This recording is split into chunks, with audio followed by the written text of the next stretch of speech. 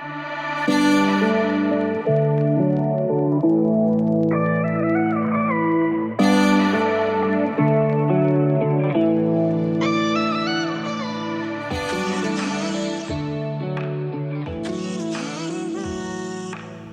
morning. My name is Captain David Obergfell. I'm a licensed clinical social worker with the 452nd AMDS, part of your medical group here on installation. I'd like to talk to you today about PPE.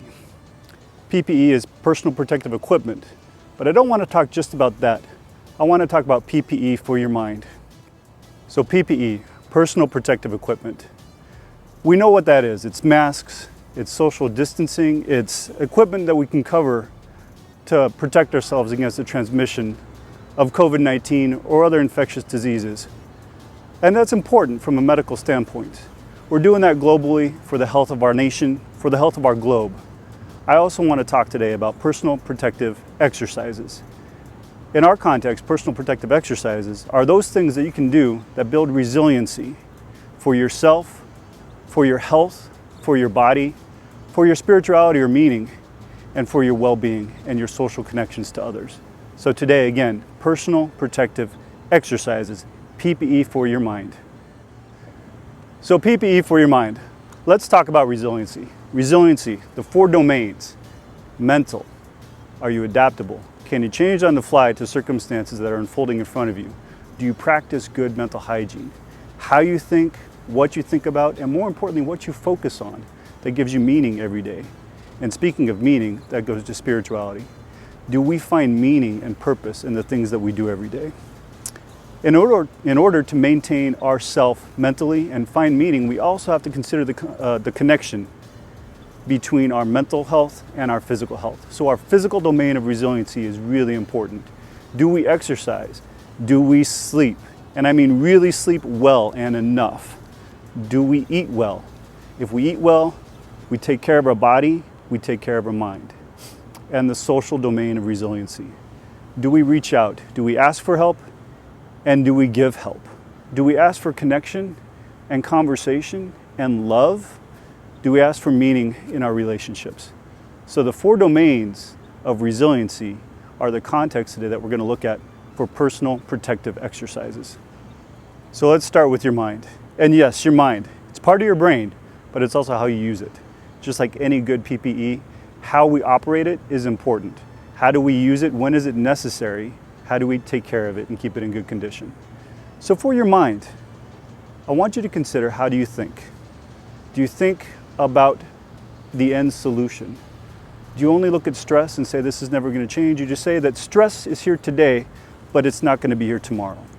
That second focus is the important part of how we think. We can understand that stress exists, but we also understand that stress and the current state of being isn't permanent. And because it's not permanent, we can think our way through it to a better end, to a better result, to a better solution. So how we think and what we focus on becomes a practice and an exercise to protect our mind. It's kind of funny to say, but we think positively. Positive psychology tells us that what we focus on, we get more of. If we focus on the good, we see more good. If we focus on the negative, we see more negative. You have the choice to decide what to focus on. So practice personal protective exercise of positive thinking for your mind. We talked about your mind. Let's talk about the mind-body connection. PPE, personal protective exercises for your body. That's not just working out. We understand that to be exercise. Yes, working out. We keep ourselves physically conditioned, physically ready. There's a way to go about it. Don't overwork. Work right, work smart. So it's a connection between your mind and your body. Get rest first. Understand the limitations of your body. Don't push it too hard. But also don't let things slide to a point where you're not staying active. What it looks like on a daily basis is don't just sit staring at your desk. Get up and move. Get up and move your legs. Stretch. Stretch intentionally. And when you're stretching, feel how good it is. And think to yourself, this feels really good. That's what we get to do on a daily basis. Not just working out and charging hard, but also the subtle, simple practice of taking care of our body. Pay attention to what you eat. Eat things that are colorful, crunchy, and not sugary. I mean green stuff. Eat your fruits and vegetables. That helps you. Eat protein that's lean and limited, and drink a lot of water. Stay away from alcohol, stay away from sugar. Your body's going to feel better for it, and your mind will think clearer for it. That's personal protective exercises for your physical and mind-body connection. As we've been talking about personal protective exercises, I want to stop and really think about relationships. Do you have relationships in your life that are healthy for you? And if they're not necessarily working for you, what do you do to change that? What is your strength in communication? By taking care of our personal, intimate, social, friend, or work relationships, we also take care of ourselves. And we take care of each other. As human beings, as wingmen and airmen, we are only stronger together. And because we're stronger together, we need each other, and we need to take care of those relationships. There's one simple way to do this. Talk to each other. Not just about what needs to get done today, but about how we're doing. How are you feeling today? Is there anything I can do to help support you? And also, take a vulnerable step and say, this is how I'm doing today. I might not be 100%, but I know that you are, and I get to lean on you. That's an okay thing to say, and that's what we do for each other as wingmen. Communication is important. There's communication styles, and we all have style, which is, it's good to know, but the style of communication that works the best is assertive. This works for your professional relationships, it works for your social relationships, it works for your intimate partner and family relationships. Assert what you need and ask for the support that you need. I feel scared right now. I need you to take care of me, is an okay thing to say. What we want to stay away from is passive communication, assuming that people know what you need but never saying anything about it. Or aggressive communication, demanding that people take care of things that you can take care of yourself, demanding that they change their own behavior. So we stay away from passive, we stay away from aggressive, and we practice assertive communication. That's an exercise that is PPE for your social relationships. Let's talk about spirituality. In this case, let's talk about the meaning that you find in the work that you do and your place in the world. We're all going through something really challenging right now, something brand new we've never experienced before. The pandemic, COVID-19 operations, how we've had to change our daily course of work has impacted all of us. What does this mean? It means that we get to find new ways to help each other and new ways to talk to each other. It means that we get to be innovative.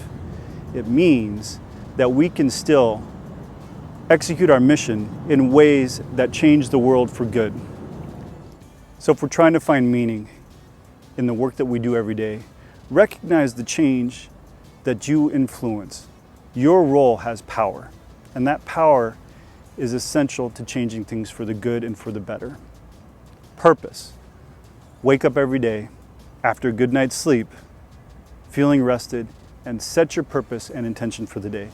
Today I will accomplish this task. Today I will smile to myself. Today I will take care of someone. That sets my intention, that gives me purpose, and I recognize that it's not just me, but I'm connected to other people. That's meaning making, that influences our spirituality and identifying how we contribute to something greater than ourselves. And that's personal protective exercise for spirituality, for meaning making, for identifying the thing that's greater than yourself, but also how it couldn't exist without you. So we've talked about personal protective equipment and personal protective exercises that build resiliency. Practicing these things build relationships. They build a sense of security and they build a sense of trust. When we have good relationships, we feel secure and we develop trust. That gives us a sense of unity, and that supports our mission. So please practice personal protective exercises from a resiliency context. But don't just take my word for it. I want to give you some additional information from the National Center for PTSD and a communicator about how to practice exercises during times of stress and COVID-19 operations. The National Center for PTSD, or Post-Traumatic Stress Disorder, is a veterans-run and VA-supported program.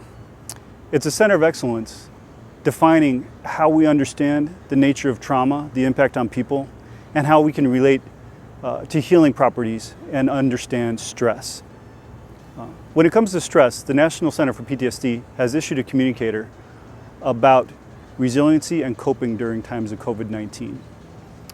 It sets forth some guidelines about what we can do intentionally to reduce our stress and thrive even during the pandemic time, and how we can operate better. The link is posted here.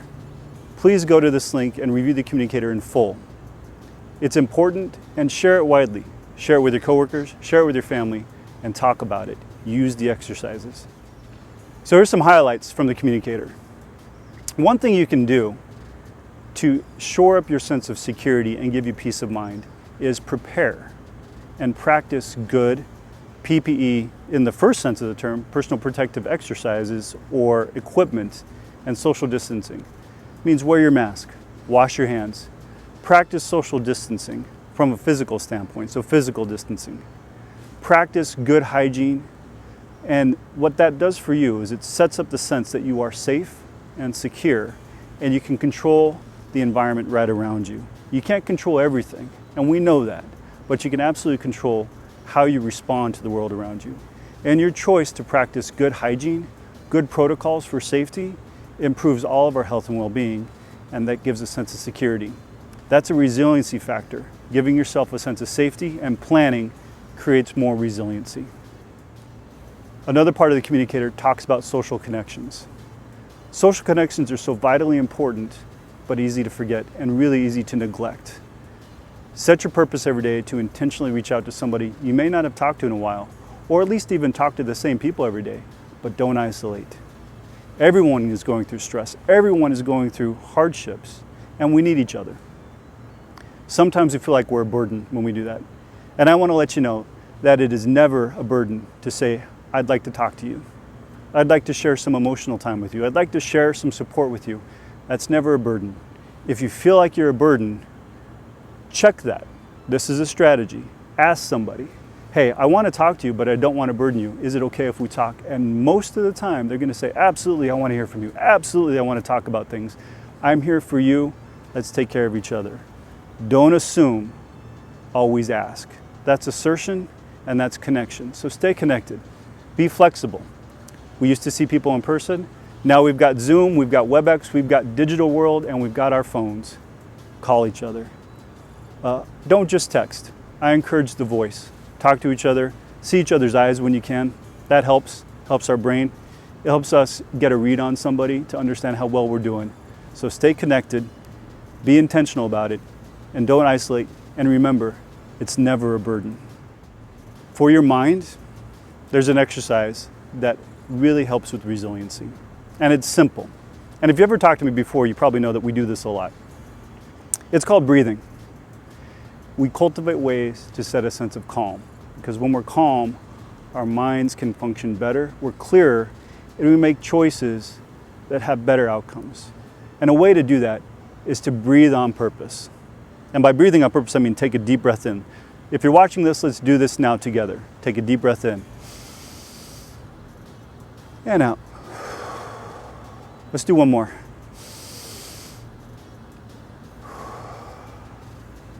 And if you did 4 of those, you're really resetting your sense of calm. And you're cultivating a skill on how to reduce the stress and bring the calm up. That's a skill that enhances resiliency and creates better decision-making processes. It lets your whole mind be available to you, and you don't have to react, you get to respond. Cultivate calmness, practice resiliency. Now that you know how to cultivate a sense of calm, I also want you to practice flexibility, adaptability, and the ability to adjust reasonably. We all have a definition of what we think a good day is. I want you to be able to modify that definition based on the circumstances as they unfold. Every day, we probably have a plan for the morning. We have an expectation about what the day is supposed to look like. Sometimes the day changes on us. And if we hold so tight about the thing we first want to have happen and say, this couldn't change, and I'm frustrated because I couldn't accomplish what I wanted to do, that creates stress. We can adjust our definition of a good day because the day changed on us. Say, well, I wanted to do this, but now, because things changed, this is what good is. I did want to accomplish all of my paperwork, all my backlog today. I wanted to get my PT done today, but command issued a directive and now I've got to do something else. Now I get to adjust my goal and say, I accomplished what needed to get done, and whatever didn't happen can get accomplished and will at a later date. It's okay. Adjust your status in your mind about what a good day is. Understand that good is a moving target. Good enough isn't what we're going for. It's still adjusting to accomplishment. So be flexible, be adaptable, get feedback, and understand what it means to have a good day. We talked about meaning and purpose. A key part of that is hope. How do you intentionally cultivate hope? How do you remain hopeful? That's important. Think towards what you hope for as a positive outcome in your life, as a positive outcome for your family or for your units. Remain hopeful. Find opportunities where hope can come in and you move stress away. If we have laser focus on our work all day long and we never got up, we never looked around, that's where hope starts to fade because we only see what we're not accomplishing. What I want you to do is take a break, consider the bigger picture, take a walk, let hope come back in. And it can be as simple as this. Go outside, look around, find a tree, find a flower, find something to look at that is not related to your task, to your work, and understand that the world is bigger than you. And because you're contributing back to the mission, the hope for the world is better. And the trees and the grass and the flowers still exist. And it's okay to think about them for a while. Find points of hope. These skills are important and they take practice. And sometimes hope isn't available. If you find yourself in a place where it's darker than you thought it'd be, when you can't seem to stay in a place of hope, and resiliency doesn't seem to be available for you, know that there is always help immediately available for you. Behavioral health is part of the mental and behavioral health is part of the medical clinic is at your service. On installation, we have our Director of Psychological Health, Elaine Valentine. There are support programs through Airmen and Family Readiness Center. There is always help available. You can always call the Veterans Crisis Line at 1-800-273-8255. It's 24 hours, 7 days a week. There's always a counselor trained to talk with military personnel and veterans about the stresses they're feeling. It's confidential and the support is there. Use Military One Source.